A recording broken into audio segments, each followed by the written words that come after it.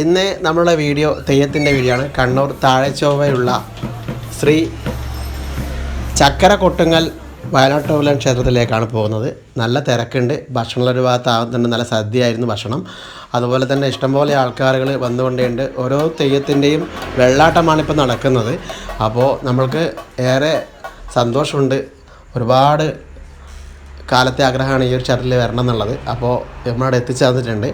അതുപോലെ തന്നെ ആൾക്കാരുകൾ വളരെ ആകാംക്ഷയോടെ തന്നെ എല്ലാവരും ഇരിക്കുന്നുണ്ട് തെയ്യം കാണാൻ വേണ്ടിയിട്ട് തന്നെ. തെയ്യം ഏകദേശം ഒരു 12 മണിക്ക് ശേഷമേ ശരിക്കും കോലമായിട്ടുള്ളതുള്ളൂ. ഇപ്പം വെള്ളാട്ടമാണ്. അപ്പോൾ ഒരു ഗുളികൻ്റെ വെള്ളാട്ടമാണ് കൂടുതൽ ഇവിടെ ഉള്ളത്. ഇപ്പോൾ ഗുളികൻ്റെ തറയാണ് കാണുന്നത്. അപ്പോൾ ഒരുപാട് ആൾക്കാർ നേർച്ച തെയ്യങ്ങളായിട്ട് കെട്ടിയടിച്ചിട്ടുണ്ടെന്നാണ് പറഞ്ഞത്. അപ്പോൾ നേർച്ച തെയ്യങ്ങൾ നിങ്ങൾക്ക് ഇപ്പോൾ കാണാൻ പറ്റും. ഇതിൻ്റെ അത് തന്നെ നേർച്ച വെള്ളാട്ടങ്ങൾ. അതുപോലെ ഇതൊരു വളരെ പഴക്കം ചെന്ന ഒരു ക്ഷേത്രമാണ്. തറവാടും ക്ഷേത്രവുമൊക്കെയായി.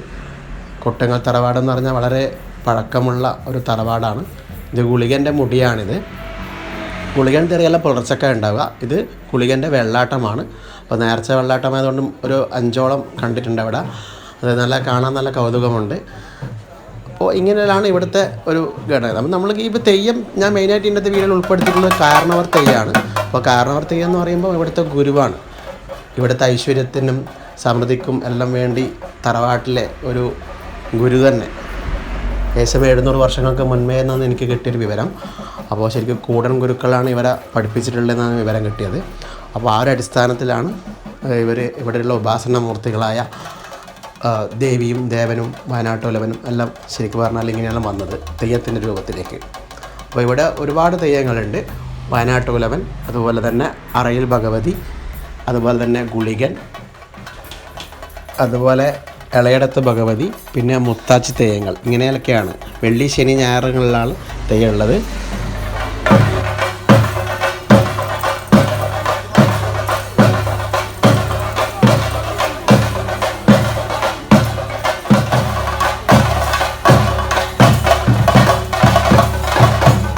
എന്നാലും ഗുരു കാരണവർ തെയ്യത്തിൻ്റെ പുറപ്പാടായി.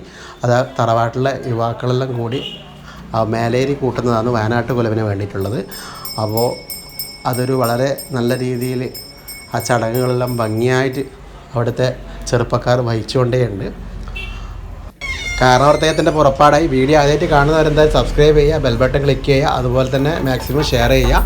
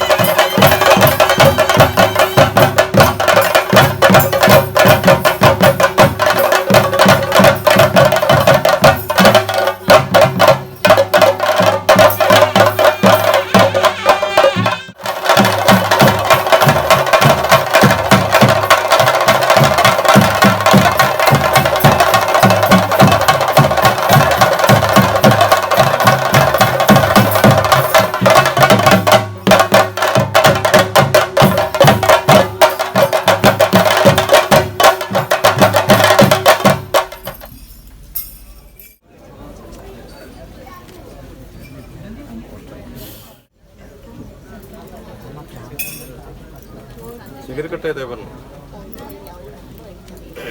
ശരിയായിട്ട് കൽപ്പിക്കട്ടെ.